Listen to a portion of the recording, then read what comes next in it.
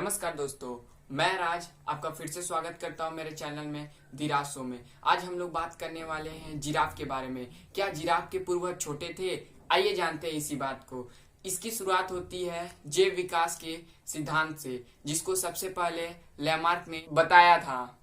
1809 ईस्वी में लैमार्क ने अपनी पुस्तक फिलोसोफिक जूलॉजी में क्रम विकास के सिद्धांत को बताया था।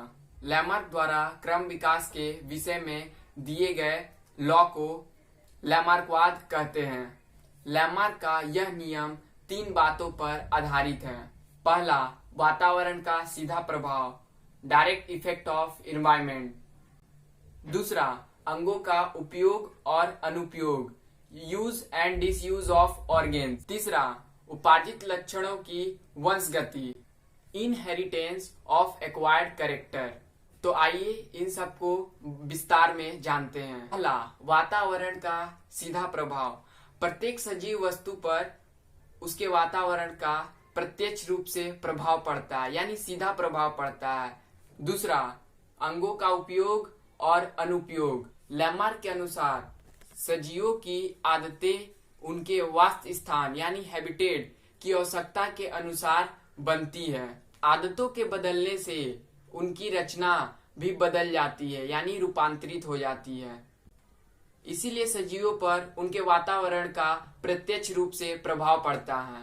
लैमार्क के अनुसार सजीव वातावरण के अनुकूल होने के लिए, यानी अपने आप को ढालने के लिए कुछ अंगों का उपयोग करते हैं। जो अंगों का उपयोग करते हैं वो अंग विकसित होते रहता है, और जिन अंगों का उपयोग वो नहीं करते वो निष्क्रिय यानी खत्म हो जाता है। इस प्रकार जिन अंगों का उपयोग सजीव अधिक करते हैं वो उनके वंश गति पर अधिक दिखता है, यानी आने वाले पीढ़ी पर।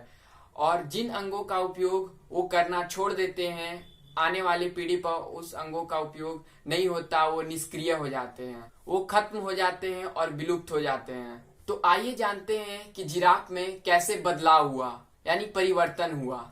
लैमार्क ने अपनी थ्योरी में बताया है कि लंबे गर्दन वाले जिराफ का विकास छोटी गर्दन वाले जिराफ से हुआ है, यानी जिराफ के पूर्वज छोटे आकार के थे।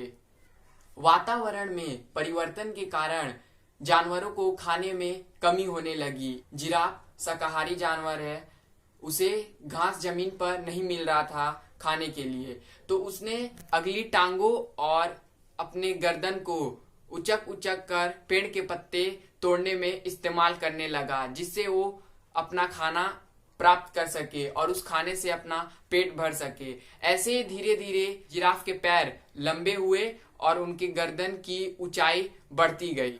अगली टांगों और गर्दन में खिंचाव के कारण जिराफ लंबे होते गए और यह प्रभाव उनके बच्चों में दिखने लगा। उनके बच्चे लंबे आकार के होने लगे। इसी तरह छोटे से बड़े जिराफ तक का विकास हुआ। ये आज हम लंबे गर्दन वाले जिराफ को देखते हैं।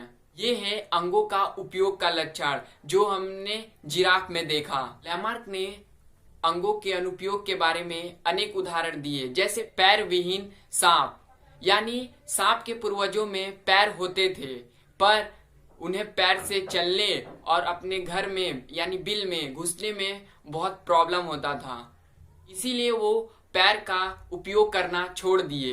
इसीलिए वो धीरे धीरे पांव उनका विलुप्त हो गया और आज के सांप रेंगते हुए चलते हैं। ये है अंगों के अनुपयोग का प्रभाव। जो सांप ने पैर का इस्तेमाल नहीं किया, इसीलिए वो उनमें विलुप्त हो गया। जिराफ ने अगली टांगे और गर्दन का इस्तेमाल ज्यादा किया, इसीलिए वो उनके प्रजाति में विकसित हुई। यही है लैमार्क का सिद्धांत। तीसरा, उपार्जित लक्षणों की वंशगति। लैमार्क के अनुसार सजीवों में अंगों का उपयोग और अनुपयोग से उनमें विभिन्नताएं उत्पन्न हो जाती है। इस प्रकार जीवों में परिवर्तित लक्षणों को वातावरण के अनुसार ढलने की क्रिया को अर्जित लक्षणों की वंशागति कहते हैं। इसी विभिन्नताओं के कारण नई जाति की उत्पत्ति होती है, जैसे जिराफ और सांप। यही लैमार्क का सिद्धांत था और यहीं से लैमार्क का सिद्धांत खत्म होता है। जिराफ के बारे में और हम जानेंगे मेरे नेक्स्ट वीडियो में। इसी के साथ मैं आपसे मिलता हूँ मेरे नेक्स्ट वीडियो में। प्लीज मेरे वीडियो को लाइक कमेंट शेयर कीजिए और मेरे चैनल को सब्सक्राइब करके बेल आइकन को ऑन कर लीजिए। तब तक के लिए बाय।